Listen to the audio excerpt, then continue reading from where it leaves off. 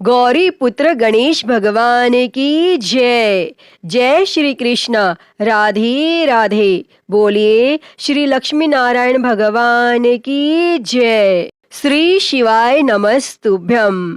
प्रिय भक्तजनों, आप सभी को कार्तिक मास के कृष्ण पक्ष की रमा एकादशी की ढेरों शुभकामनाएं।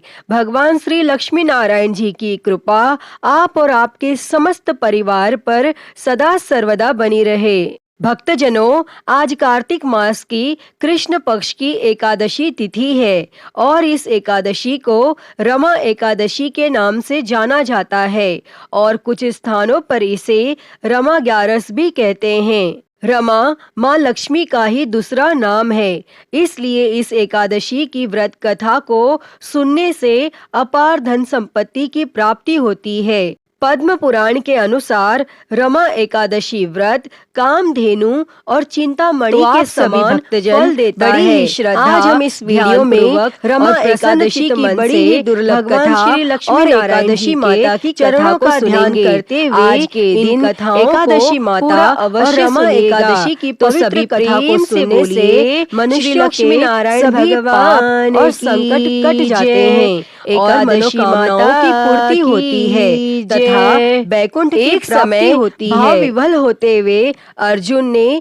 भगवान श्री कृष्ण से कहा कि हे भगवान, मैंने आश्विन शुक्ल एकादशी अर्थात पापांकुशा एकादशी का सविस्तार वर्णन सुना। अब आप कृपा करके मुझे कार्तिक माह के कृष्ण पक्ष की एकादशी के विषय में भी बतलाइए। इस एकादशी का क्या नाम है तथा इसके व्रत का क्या विधान है, इसकी विधि क्या है, इसका व्रत करने से किस फल की प्राप्ति होती है, कृपया यह सब विधान पूर्वक कहिए।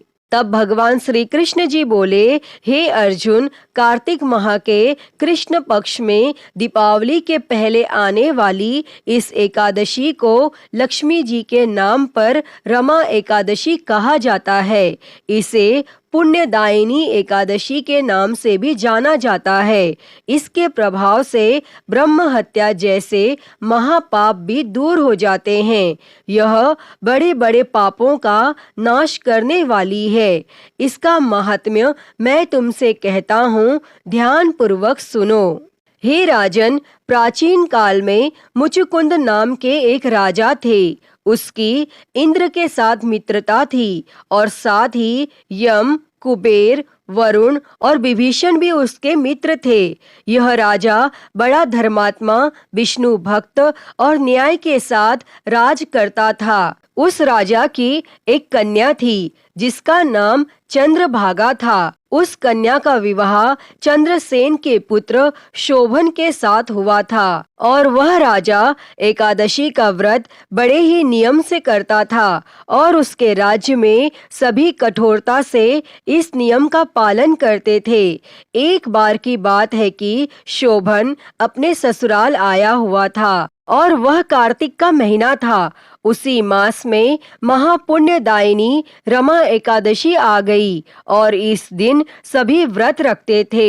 तब चंद्रभागा ने सोचा कि मेरे पति तो बड़े कमजोर हृदय के हैं, वे एकादशी का व्रत कैसे करेंगे, जबकि पिता के यहाँ तो सभी को व्रत करने की आज्ञा है और मेरा पति राज आज्ञा मानेगा तो बहुत कष्ट पाएगा। और चंद्रभागा को जिस बात का डर था वही हुआ। राजा ने आदेश जारी किया कि इस समय उनका दामाद राज्य में पधारा हुआ है, अतः सारी प्रजा विधान पूर्वक एकादशी का व्रत करें। और जब दशमी आई तब राज्य में ढिंडोरा पीटा और उसे सुनकर शोभन अपनी पत्नी के पास गया और बोला, हे प्रिय, तुम मुझे कुछ उपाय बताओ, क्योंकि मैं उपवास नहीं कर सकता। यदि मैं उपवास करूंगा तो अवश्य ही मर जाऊंगा।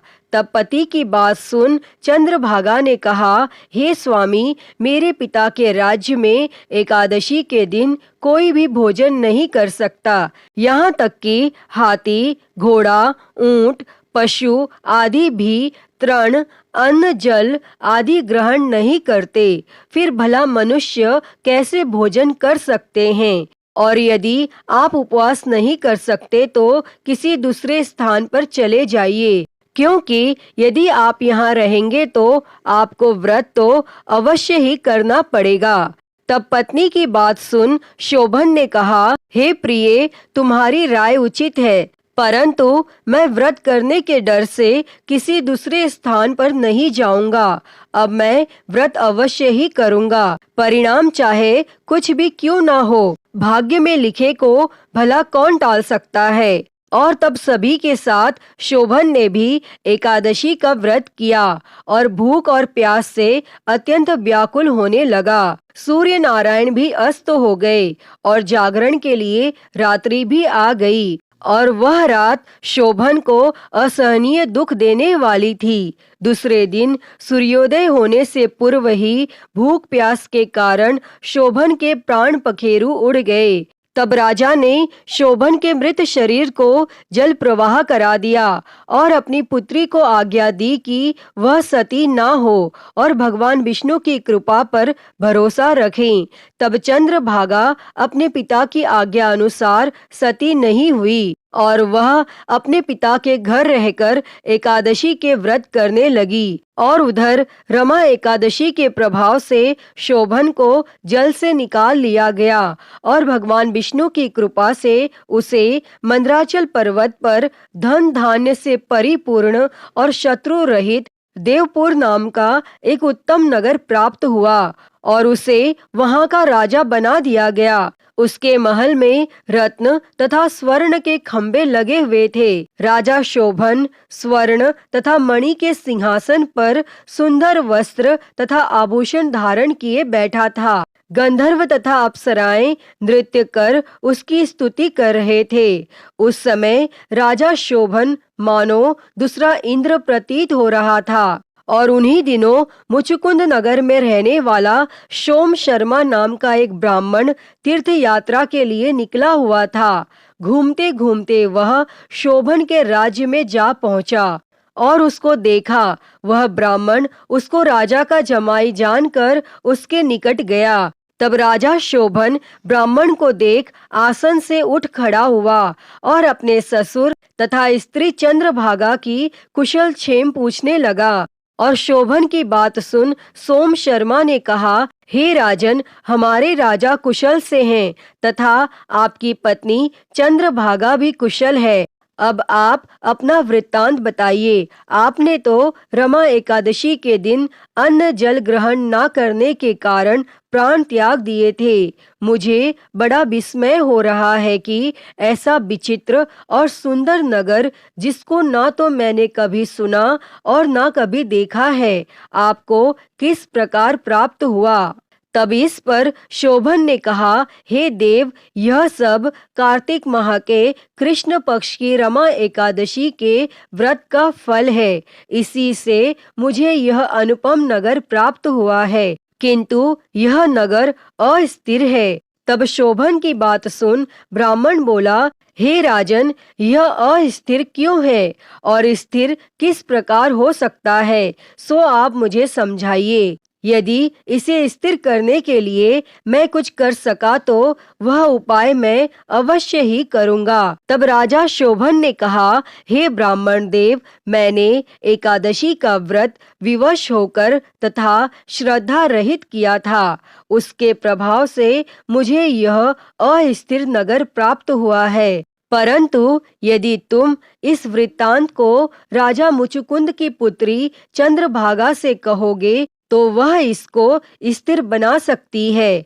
तब राजा शोभन की बात सुन ब्राह्मण अपने नगर को लौट आया और उसने चंद्रभागा से सारा वृत्तांत कह सुनाया। इस पर राजकन्या चंद्रभागा बोली, हे ब्राह्मण देव, क्या आप यह सब दृश्य प्रत्यक्ष देखकर आए हैं या आपने स्वप्न देखा है।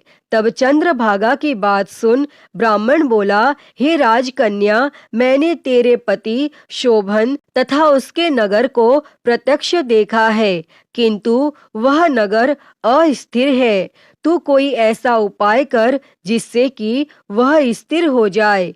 तब ब्राह्मण की बात सुन चंद्रभागा बोली, हे ब्राह्मण देव, आप मुझे उस नगर में ले चलिए।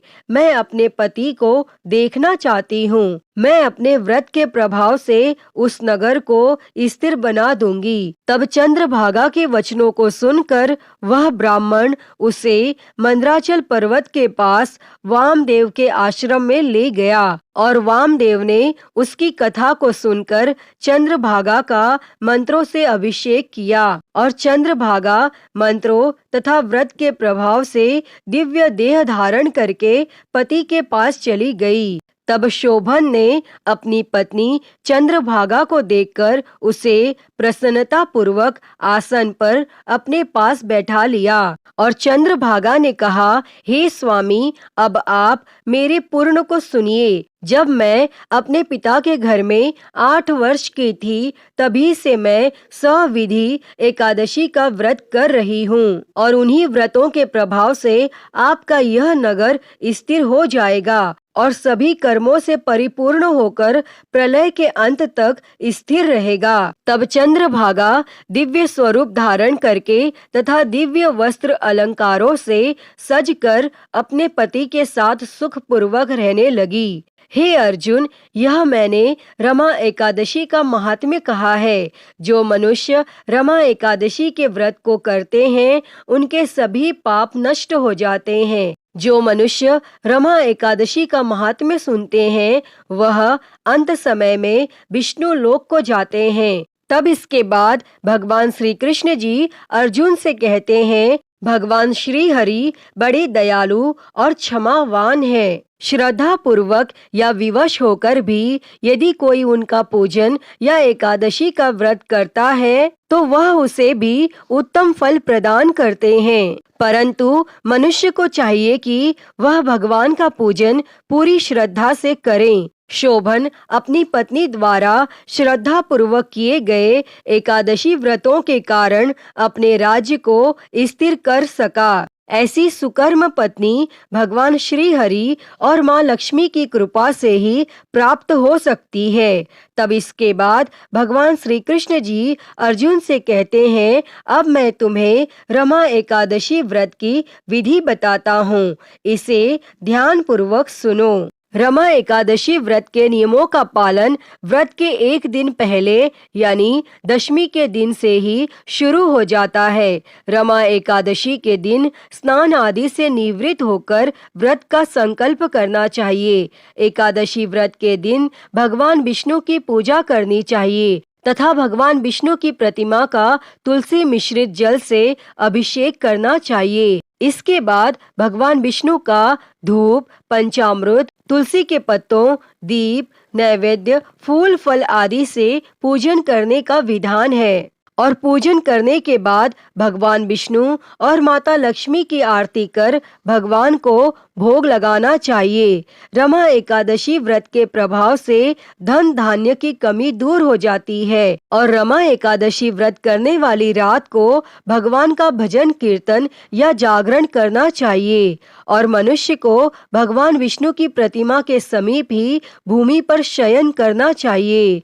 पद्म पुराण के अनुसार व्रत के अगले दिन यानी द्वादशी के दिन भगवान का पूजन कर ब्राह्मण को भोजन, कपड़े, जूते, छाता एवं गर्म कपड़े आदि देने का विधान बताया गया है। अंत में भोजन ग्रहण करके व्रत को खोलना चाहिए। अतः हे श्री लक्ष्मी नारायण भगवान जी, इस रमा एकादशी व्रत की पावन कथा को कहने, सुनने और हुंकारा भरने वालों पर सदैव अपनी कृपा बनाए रखना। तो सभी प्रेम से बोलिए श्री लक्ष्मी नारायण भगवान की जय, श्री तुलसी शालिग्राम जी की जय। प्रिय भक्तजनों, आइए अब सुनते हैं एकादशी माता की कथा। एक बार एक राज्य में एक राजा रहता था। राजा बहुत ही बुद्धिमान और बलशाली था। राजा सदा ही अपनी प्रजा का बहुत अच्छे से ध्यान रखता था। प्रजा भी राजा को बहुत पसंद करती थी। राजा की 2 बेटियां थीं। राजा अपनी दोनों बेटियों से बहुत प्रेम करता था। राजा की छोटी बेटी देखने में बहुत सुंदर और आकर्षित थी और वहीं पर राजा की बड़ी बेटी छोटी बेटी के मुकाबले थोड़ी कम सुंदर थी। राजा की छोटी बेटी माता की पूजा किया करती थी और सभी लोग राजा की छोटी बेटी से बहुत प्रेम करते थे और बहुत प्रशंसा किया करते थे। राजा भी अपनी छोटी बेटी को बड़ी बेटी से अधिक प्रेम करता था, जिसके कारण राजा की बड़ी बेटी को अपनी छोटी बहन से बहुत नफरत होने लगी थी। राजा की दोनों बेटियां जब बड़ी हो गईं, तब एक पड़ोस के राज्य में रहने वाले राजकुमार राजा की बड़ी बेटी के लिए रिश्ता लेकर आया। लेकिन जैसे ही उस राजकुमार की नजरें राजा की छोटी बेटी पर पड़ी, तो वह राजकुमार राजा की छोटी बेटी पर आकर्षित हो गया और छोटी बेटी से पहली नजर में प्रेम करने लगा। और उस राजकुमार ने राजा की बड़ी बेटी के साथ विवाह करने से मना कर दिया और उसने राजा से कहा कि मैं आपकी छोटी बेटी से विवाह करना चाहता हूँ।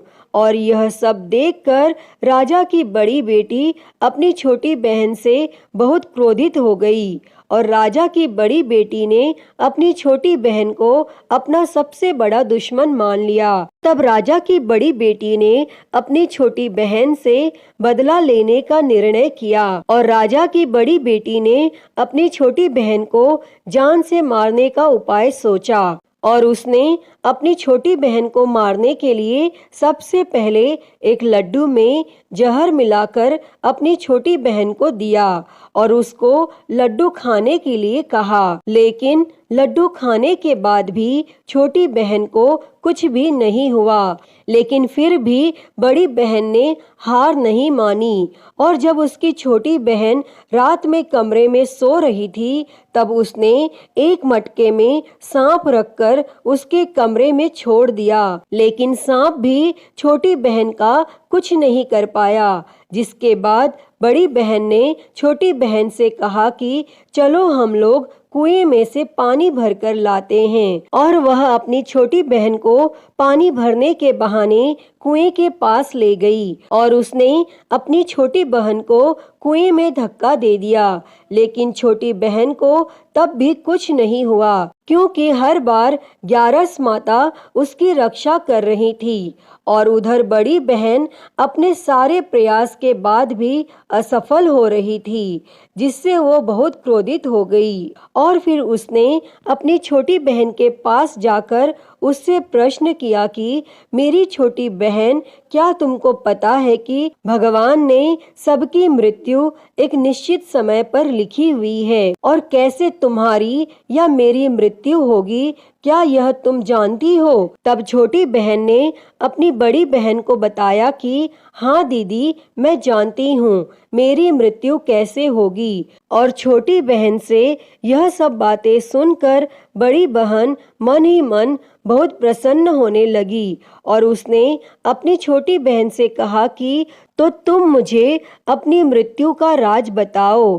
तब छोटी बहन ने अपनी बड़ी बहन से कहा कि मेरी मृत्यु तो एक तोते में है, जो तोते के गले में एक हार है, उससे मेरी मृत्यु होगी। जब कोई भी व्यक्ति तोते को मारकर उस हार को अपने गले में पहने तो मैं मूर्छित हो जाऊंगी, और जैसे ही उस हार को अपने गले से उतारे तो मैं वापस से जीवित हो जाऊंगी। और फिर अपनी छोटी बहन की मृत्यु का राज जानकर बड़ी बहन बहुत खुश हुई और उसने अपनी छोटी बहन को मारने के लिए उसके पालतू तोते को ढूंढना शुरू कर दिया। और छोटी बहन को इस बात का आभास हो गया था कि कोई उसकी जान लेना चाहता है, जिसके लिए वह अपने पिताजी के पास गई और उसने अपने पिताजी से कहा कि पिताजी, मेरी मृत्यु के बाद आप मुझे मत जलाइएगा,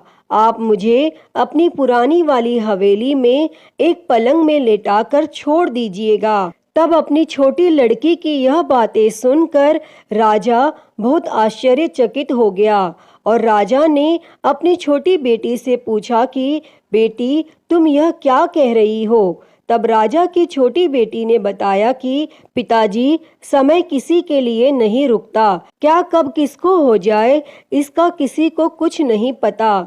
फिर राजा ने अपनी छोटी बेटी से कहा कि तुम ऐसी बातें क्यों करती हो? 2-3 दिन के बाद तो तुम्हारा विवाह है।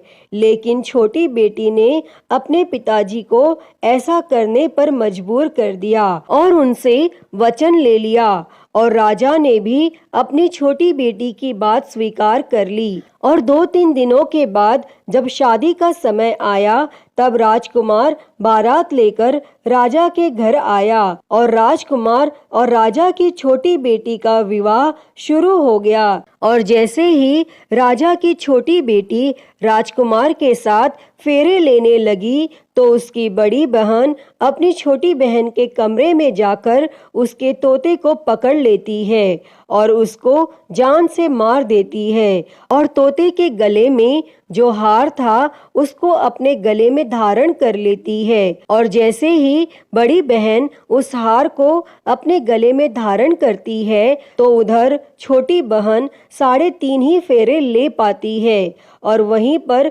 बेहोश होकर गिर जाती है। जिसके बाद राजा ने बड़े बड़े हकीमों को बुलाया और अपनी छोटी बेटी का इलाज करने के लिए कहा। और राजा की बात सुनकर जब वैद्य ने छोटी बेटी को देखा, तो राजा को बताया कि आपकी छोटी बेटी ना तो जीवित है और ना मरी हुई, ऐसा मैं पहली बार देख रहा हूँ। तब राजा ने वैद्य और हकीम को यह बात बाहर बताने से मना कर दिया और उनको कहा कि अगर तुमने यह बात किसी को बाहर बताई तो हम तुमको फांसी दे देंगे। और राजा ने अपनी छोटी बेटी को पुराने महल में जाकर एक पलंग में लेटा दिया और वहां पर कुछ सैनिकों को तैनात कर दिया। इसके बाद राजा वापस अपने महल पर आ गया और राजा की बड़ी बेटी अपने पिताजी के पास आई और कहने लगी कि पिताजी, अगर यह शादी संपन्न नहीं हुई तो आपकी इज्जत का क्या होगा? आप कहें तो मैं आपकी इज्जत बचाने के लिए राजकुमार से शादी करने के लिए तैयार हूँ। जिसके बाद राजा ने अपनी बड़ी बेटी की बात मान ली और राजा ने बड़ी बेटी को छोटी बेटी के कपड़े पहनाकर मंडप में भेज दिया। लेकिन राजकुमार यह जान गया कि यह राजा की छोटी बेटी नहीं है, बल्कि यह राजा की बड़ी बेटी है। लेकिन जब राजकुमार ने शादी करने से मना किया, तो सभी लोगों ने राजकुमार को बेवश करके राजा की बड़ी बेटी से बचे हुए फेरों को संपन्न करा दिया और विवाह संपन्न हुआ। जिसके बाद राजकुमार राजा की बड़ी बेटी को अपने महल में ले गया और विवाह होने के बाद राजकुमार उससे ना तो बात करता था, न उसे पसंद करता था और ना ही उसके आसपास भटकता था। और राजकुमार ने यह फैसला लिया था कि वह अपनी प्रेमिका को ढूंढ कर रहेगा और यह जान कर रहेगा कि उसके साथ क्या हुआ है। एक दिन राजकुमार अपने घोड़े पर सवार होकर राजा के पुराने महल के पास पहुंचा, जहां पर उसने कुछ सैनिकों को देखा। महल के पास पहुंचकर राजकुमार ने जब महल को ध्यान से देखा, तो वह समझ गया कि यह तो हमारे ससुर जी का ही महल है। तब राजकुमार ने सैनिकों से पूछा कि तुम लोग यहाँ क्या कर रहे हो और इस महल के अंदर उस पलंग में कौन लेटा है? जिसके बाद सैनिकों ने बताया कि यहाँ पर राजा की छोटी बेटी लेटी है। और यह सुनकर राजकुमार बहुत प्रसन्न हो गया और वह तुरंत अपनी प्रेमिका के पास पहुंच गया और उसकी सेवा करने लगा। जैसे ही रात हुई तो राजा की छोटी बेटी उठकर खड़ी हो गई और राजकुमार यह देखकर बहुत खुश हो गया और उसने अपनी प्रेमिका से पूछा कि तुम यहाँ क्या कर रही हो? तुम मेरे साथ मेरे घर चलो। तब राजा की छोटी बेटी ने राजकुमार को सारी बातें बता दी कि मेरी जान एक तोते में बसती थी और मैंने यह बात सिर्फ अपनी बड़ी बहन को बताई थी और मुझे पता है कि उसने ही मुझे मारने का प्रयास किया है। उसके पास एक हार है जिसको वह सुबह पहन लेती है और रात को उतार देती है। जब तक वह हार को पहन कर रखती है तब तक मैं मूर्छित रहती हूँ और जैसे ही वो हार को उतार देती है तो मैं जीवित हो जाती हूँ और जब तक मेरी बड़ी बहन के पास वो हार रहेगा तब तक मैं ऐसे ही जीवित और मूर्छित होती रहूंगी। अगर मेरी बड़ी बहन के पास जो हार है वो मेरे हाथ लग जाए तो मैं हमेशा के लिए जीवित हो जाऊंगी।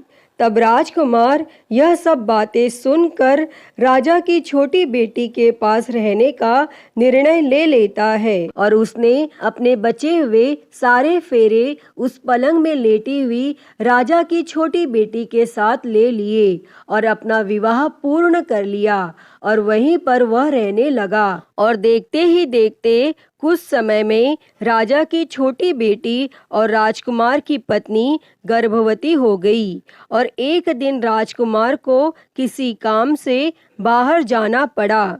तब छोटी बहन के पेट में बहुत तेज से दर्द होने लगा, जिसके बाद उसने माता का आह्वान किया, जिसके बाद वहां माता प्रकट हुई और उन्होंने अपने भक्त के दर्द को दूर किया और एक पुत्र की प्राप्ति करवाई। तब वहीं पर अचानक से राजकुमार भी आ गया। राजकुमार ने ग्यारस माता को देखा तो वह आश्चर्यचकित हो गया और उसने तुरंत ग्यारस माता को प्रणाम किया और ग्यारस माता ने राजकुमार से कहा, जब तुम्हारा पुत्र 5 वर्ष का हो जाए तो तुम आकर अपनी पत्नी का हार इसके गले में डाल देना। और देखते ही देखते राजकुमार और राजा की छोटी बेटी का पुत्र 5 वर्ष का हो जाता है। तो राजकुमार अपने बेटे से कहता है कि बेटा, मैं कुछ काम से बाहर जा रहा हूँ, तुम अपनी माता का ध्यान रखना। और वह वहाँ से चला जाता है और राजकुमार को बाहर निकलता हुआ बड़ी बहन के सैनिक देख लेते हैं और बड़ी बहन को जाकर सारी बातें बता देते हैं, जिसके बाद बड़ी बहन अपनी छोटी बहन के पुत्र को वहाँ से उठवा लेती है और उसको मरवा देती है। छोटी बेटी के पुत्र के 2 टुकड़े करवा देती है। पहला टुकड़ा चक्के के पास छुपा देती है और दूसरा टुकड़ा अपने पलंग के नीचे रख लेती है। और तब ग्यारस माता भिखारी का रूप लेकर आती हैं और एक भिखारी का रूप रखकर बड़ी बहन के पास चली जाती हैं, जिसके बाद वहां पर वह भिक्षा मांगने लगती हैं। तो बड़ी बहन अपने नौकरों से कहती है कि जाकर भिक्षा दे दो, लेकिन जैसे ही नौकर ग्यारस माता को भिक्षा देने के लिए आते हैं तो माता उन्हें मना कर देती है और कहती है कि मैं तुम्हारी महारानी से ही भिक्षा लूंगी। जिसके बाद बड़ी बहन स्वयं ही भिक्षा देने के लिए माता के पास आती है। तब माता एक बिल्ली का रूप लेकर उसके कमरे में चली जाती है और वहां पर छोटी बेटी के पुत्र के 2 टुकड़े को आपस में जोड़ देती हैं और उसे जीवित कर देती हैं और फिर उसे वहां से ले जाती हैं। तब राजकुमार अपने बेटे को लेकर अपनी पत्नी के पास जाता है और उसे कहता है कि तुम इसका ध्यान रखना, अगर तुम इस बच्चे का अच्छे से ध्यान रखोगी तो मैं तुमसे बात करूंगा। और एक दिन राजकुमार अपने बेटे से कहता है कि तुम अपनी माता से उनके गले का हार मांग लो। तो अपने पिता की बात मानकर राजकुमार का बेटा अपनी माता जी के पास जाता है और कहता है कि माता, मुझे तुम्हारा हार चाहिए। और यह सुनकर पहले तो बड़ी बहन बहुत क्रोधित होती है, पर उसको यह याद आता है कि राजकुमार ने कहा था कि अगर मैं इस बच्चे का ध्यान अच्छे से रखूंगी तो वह मुझसे बात करेंगे, जिसके कारण वह हार उस बच्चे को दे देती है और वह तुरंत हार को ले जाकर अपने पिताजी को दे देता है और तभी राजकुमार अपने बेटे को लेकर वहां से जाने लगता है और अपनी पत्नी से कहता है कि तुम हमारे लिए खाना बनाकर रखना, मैं शाम को आकर तुम्हारे साथ खाना खाऊंगा। और वह अपने बेटे को लेकर वहां से चला जाता है और उसके बाद वह राजा के पास जाता है और उनको सारी बातें बता देता है। तब राजा अपनी बड़ी बेटी की यह करतूत सुनकर बहुत क्रोधित होते हैं और अपनी परवरिश पर ही दोष देने लगते हैं। राजकुमार को अपनी छोटी बेटी के साथ रहने के लिए आदेश दे देते हैं और इस प्रकार ग्यारस माता की कृपा से राजकुमार और राजा की छोटी बेटी सुखपूर्वक रहने लगते हैं। अतः हे ग्यारस माता, इस कथा को कहते, सुनते और हुंकारा भरते सब पर अपनी कृपा करना, सभी के जीवन से दुखों को दूर कर सभी के जीवन में सुख और समृद्धि देना। तो सभी प्रेम से बोलिए एकादशी माता की जय, श्री लक्ष्मी नारायण भगवान की जय, श्री उमापति महादेव की जय। प्रिय भक्तजनों, तो मैं उम्मीद करती हूँ कि आपको आज की यह कथा पसंद आई होगी और अगर वीडियो अच्छी लगी हो तो इसे लाइक करें, ज़्यादा से ज़्यादा शेयर करें और कमेंट बॉक्स में ग्यारस माता की जय लिखना ना भूलें और हरिहर भक्ति चैनल को सब्सक्राइब कर नोटिफिकेशन बेल को ज़रूर ऑन कर लें। हर हर महादेव। धन्यवाद।